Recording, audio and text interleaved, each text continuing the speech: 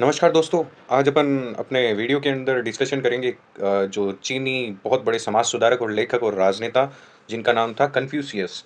तो कन्फ्यूशियस जो थे उस ज़माने में उनका भी एक व्यू पॉइंट आया था और ये हिस्ट्री के जो जिसको हम बोल सकते हैं एक फ़िलॉसफ़ी होती है उसको उन्होंने आगे दर्शन के रूप में बढ़ाया था। काफ़ी अच्छे ये माने जाते हैं और हिस्ट्री दर्शन के अंदर इनका नाम अग्रणीय जितने भी लोग थे उनमें लिया जाता है। देखते हैं इनके बारे में। दार्शनिक पृष्ठभूमि के लिहाज से दर्शन का अर्थ भविष्य में होने वाली उन तमाम गतिविधियों से है जिसका अनुमान लगाया जाता है, अर्थात दूरगामी दृष्टि रखना। इसी में कन्फ्यूशियस दर्शन प्रमुख है। कन्फ्यूशियसी दर्शन की शुरुआत 5वीं शताब्दी ईसा पूर्व में चीन में हुई थी। ये बात तो है, चलो। कन्फ्यूशियस दर्शन था वो चीन में शुरू हुआ। जिस समय भारत में भगवान महावीर और बुद्ध धर्म के संबंध नए विचार रख रहे थे, चीन में भी एक विचारक का जन्म हुआ जिसका नाम कन्फ्यूशियस था। और उस समय झोउ राजवंश का बसंत और शरद काल चल रहा था। मतलब झोउ राजवंश का बसंत और शरद काल उस समय एग्जिस्ट में था या चल रहा था।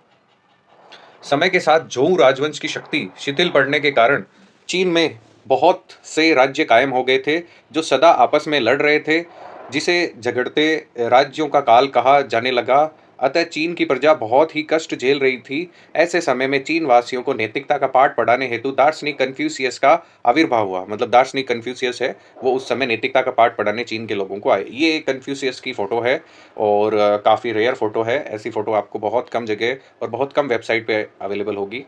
अब इस इनकी व्यक्तिगत जानकारी हम देखते हैं। इनका जन्म खूड इत्स्यू में 551 ईसा पूर्व में हुआ और मृत्यु जो इनकी है वो 459 79 ईसा पूर्व में हुई थी। क्षेत्र इनका है चीनी दर्शन। विचार इन संप्रदाय है इनका कन्फ्यूशियसवाद। आगे देखते हैं, ये इनकी समाधि है। कई लोगों के लिए आज भी ये समाधि एक तीर्थ स्थल के जैसी है। शानगोंद प्रांत स्थित कन्फ्यूशियस की समाधि आज भी कई लोगों के लिए ये एक अपन कह सकते हैं तीर्थ स्थल की भांति है। आगे देखते हैं,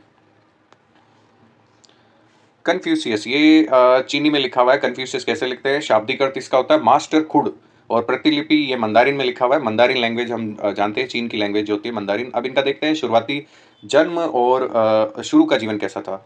इनका नाम ईसा मसीह के जन्म के करीब 550 वर्ष पहले चीन के दोंग प्रदेश में हुआ था। बचपन में ही उनके पिता की मृत्यु हो गई थी।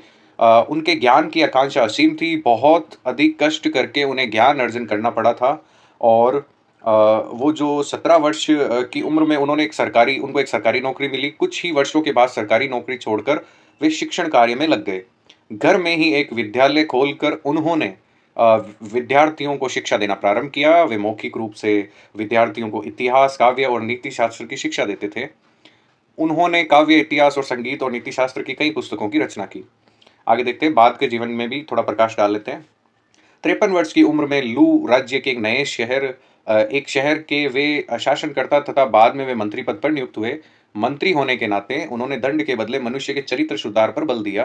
मतलब वो दंड देना नहीं चाहते थे, वो चाहते थे किसी को चरित्र सुधार हो जाए तो ये बहुत है। कन्फ्यूशियस ने अपने शिष्यों को सत्य, प्रेम और न्याय का संदेश दिया। वे सदाचार पर अधिक बल देते थे।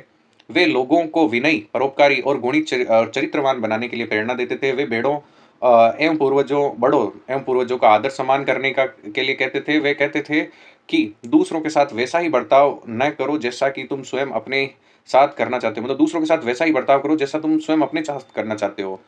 ये आज भी उनका जो कोड है काफ़ी फेमस है, उस ज़माने में भी था।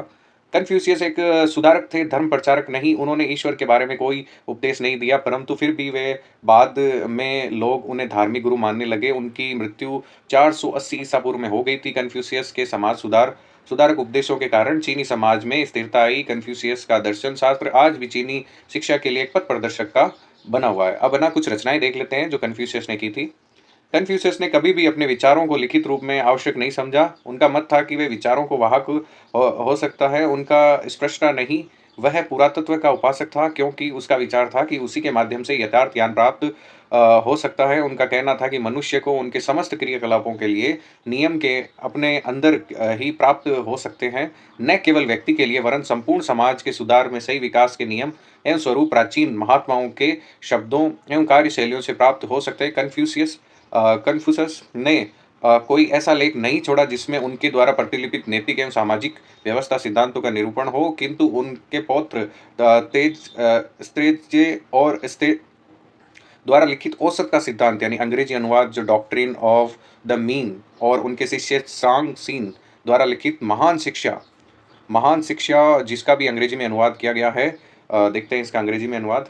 महान शिक्षा अंग्रेजी में अनुवाद द ग्रेट लर्निंग नामक पुस्तकों में तत्संबंधी समस्त सूचनाएं प्राप्त होती है। वसंत और पतझड़ अंग्रेजी में अनुवाद स्प्रिंग एंड ऑटम नामक एक ग्रंथ जिसे लू का इतिवृत्त कहते हैं कन्फ्यूशियस का लिखा हुआ बताया जाता है। यह समुची कृति प्राप्त है और यद्यपि बहुत छोटी है तथापि चीन के संक्षिप्त इतिहासों के लिए आदर्श मानी जाती है। तो इसी प्रकार कन्फ्यूशियस पे हमारा वीडियो जो है वो समाप्त होता है। आई होप आपको काफ़ी कुछ कन्फ्यूशियस के बारे में समझ में आया होगा। धन्यवाद।